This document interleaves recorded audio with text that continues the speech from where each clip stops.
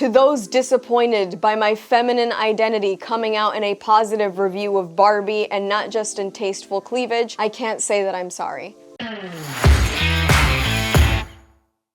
Hi y'all, SnarkyJay cosplay here. After the release of one of the most anticipated movies of the year, Barbie, starring the great Margot Robbie and Ryan Gosling, people are crawling out of the woodwork left and right to attack Barbie for crimes of wokeness, man-hating, and mostly for being an insane work of feminist fiction, which I find really interesting that the same people that are calling Barbie insane are the kind of people who will spend 43 minutes bitching about it after they literally cosplayed Ken just to go watch the movie in theaters and then lit dolls on fire for a video, which all seem like the actions performed by somebody who is 2 hours away from writing a manifesto and committing a major crime. But what would I know, right? I'm a girl who liked the movie. A lot of the people that tried to flame me in the comments of my Barbie review, which if you're wondering where those comments are, yes, I deleted them. This is my platform, and if I don't want to hear it, I'm just gonna delete it. That's how the internet works. If you want to bitch, go make your own video. This is mine. But a lot of those comments were comparing Barbie to She-Hulk and wondering how somebody who hated She-Hulk as much as I did really liked the Barbie movie. The thing that warranted my hatred in She-Hulk is that She-Hulk sold itself as a superhero show,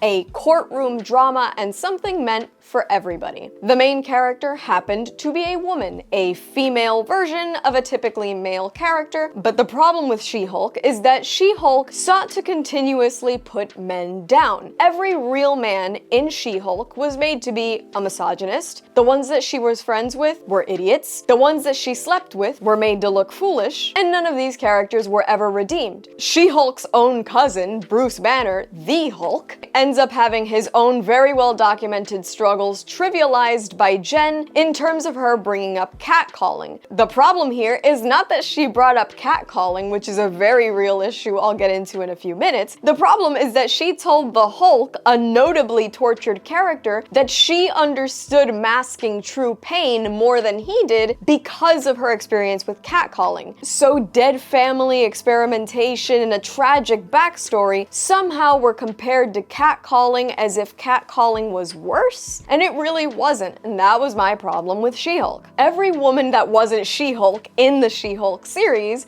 was vapid, foolish, petty, catty, jealous, and the only real winner was Jennifer Walters' She-Hulk herself, who was only a winner because you were supposed to feel bad for her the whole time. My friends are silly, my job sucks, I have a shitty love life. It was basically a character that you were supposed to root for out of pity, and that's not what being a woman is about. It was victimizing. And from a female perspective, that is not what the Barbie movie did. Now, I do want to address the fact that quite a few women took it upon themselves to claim that Barbie didn't speak for them. Apparently, they have no experience being catcalled or harassed or being diminished by their coworkers. That's great. I love that for you. Maybe you don't live in the same kind of area that I live in. Literally, as I was getting a barrage of hate comments, I went to the local mall to pick up some earrings that I had ordered, and as I was walking through the mall, I was thinking, maybe I was too nice to Barbie. Maybe they're right. Maybe I'm exaggerating on my own experience as a woman. And literally, as I was having these thoughts, I had somebody catcall me, turn on his heel, and try to follow me into Claire's. It's likely the pink and sparkly decor in the store are the only thing that stopped him from continuing to follow me on my shopping trip. Barbie getting catcalled and harassed upon her entrance into the real world is an experience that very many women deal with. I got plenty of comments claiming that that's because I'm victimizing myself and that real women who don't behave like Barbie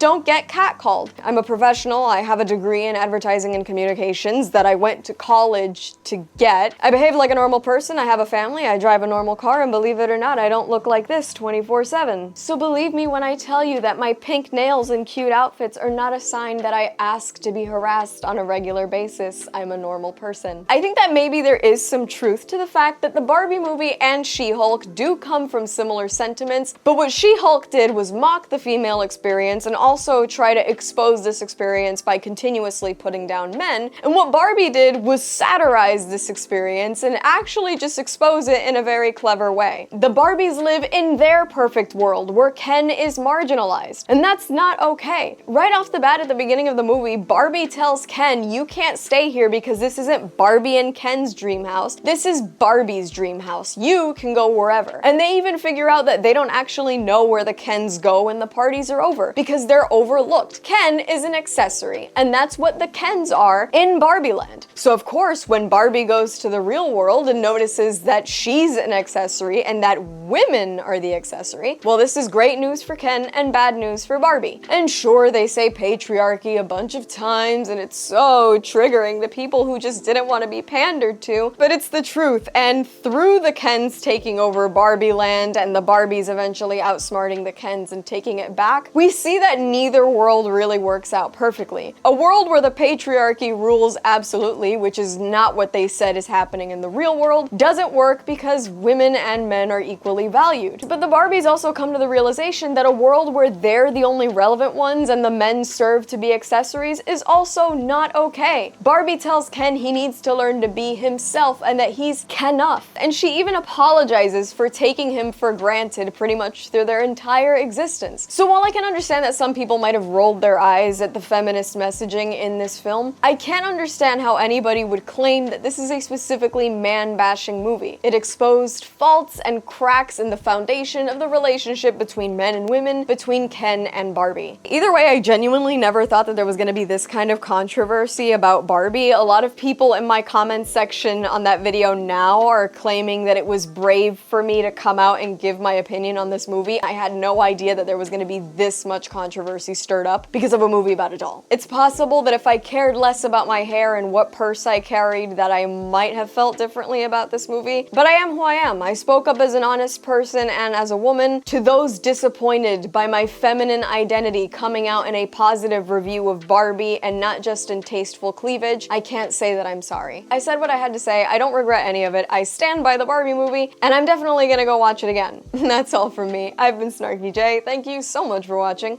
Please don't forget to like and subscribe, and let me know your thoughts on this Barbie controversy in the comments below.